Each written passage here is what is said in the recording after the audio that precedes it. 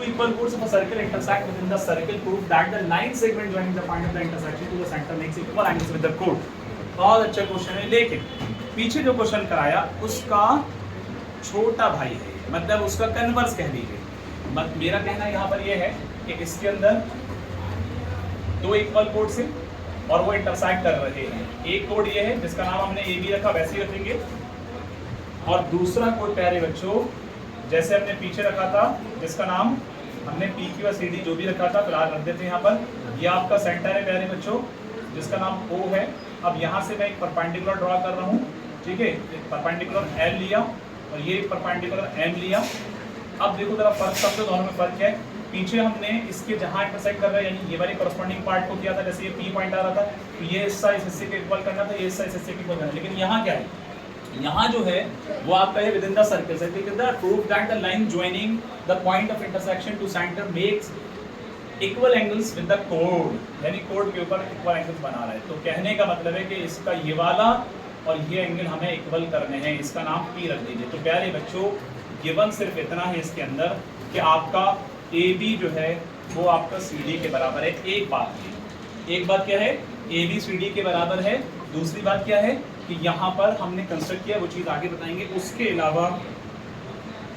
उसके अलावा यहाँ पर यह है कि आपको ये वाला इधर वाला एंगल, ये वाला एंगल जो मैंने डॉट बनाया और ये वाला एंगल, तो मेरी बात समझना, प्रूफ क्या करना है बच्चों, हमें प्रूफ करना है angle O P L. Angle O P L is equal to angle O P M, ये प्रूफ करना है। कहा ठीक है अब्दुलरहमान, हमें ओ पी एल को ओ पी एम के बराबर प्रूफ करना है, क्योंकि ये ऐसा स्टेटमेंट में ज़हीर गुफरान और सबूत ये कहा गया है। ठीक है, जो बच्चे ऐसे हैं कि जिनके थोड़ा सा ये दिक्कत होती है एक ही बार समझने में, तो जाहिर घर जा करके रिवाइज ज़रूर किया करें। और जो बच्चे ऑनलाइन देख रहे हो वो वीडियो को बार बार रिपीट करके देख सकते हैं, ताकि कहीं ना कहीं चीज़ें स्ट्रांग हो जाएंगी और इसी तरह से सीखने को मिलेगा। अब हमने यहाँ पर छोटा सा कंस्ट्रक्शन किया है तस्वीर, वो कंस्ट्रक्शन क्या है कि यहाँ पर हमने ओ एल परपेंडिकुलर किया है ए बी के ऊपर अब्दुलरहमान, और इसी तरह से ओ एम परपेंडिकुलर किया है प्यारे बच्चों किसके ऊपर, ओ एम किसके ऊपर परपेंडिकुलर किया है, सी डी के ऊपर। इतनी बात। एंड हमने साथ में क्या किया कि ओ पी एंड ज्वाइन, यहाँ पर ओ पी किया है तो ओ पी को ज्वाइन कर दिया। एक बात ये, मेरी बात आती है समझ में।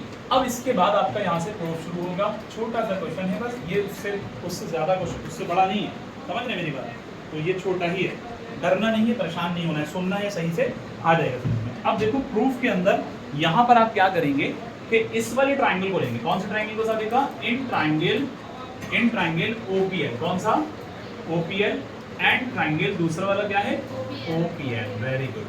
अब हमें ये मालूम है अब्दुलरहमान, हमें मालूम है सबसे पहला स्टेप हमारा OP is equal to OP, that is क्यों था, ये क्या है कॉमन है, ये क्या है आवाज नहीं आ रही जब पूछ रहा हूँ, जब नहीं बोल रहे हो बीच में वैसे बोलते हैं आप लोग। OP कॉमन है, एक बात। दूसरी बात ये है कि इसके अंदर एंगल, ध्यान से सुनो, OLP प्यारे बच्चों देखो, OLP यानी ये वाला एंगल, ये इक्वल किसके होगा, OLP किसके इक्वल होगा Nisha, OLP is equal to angle OMP। Got it.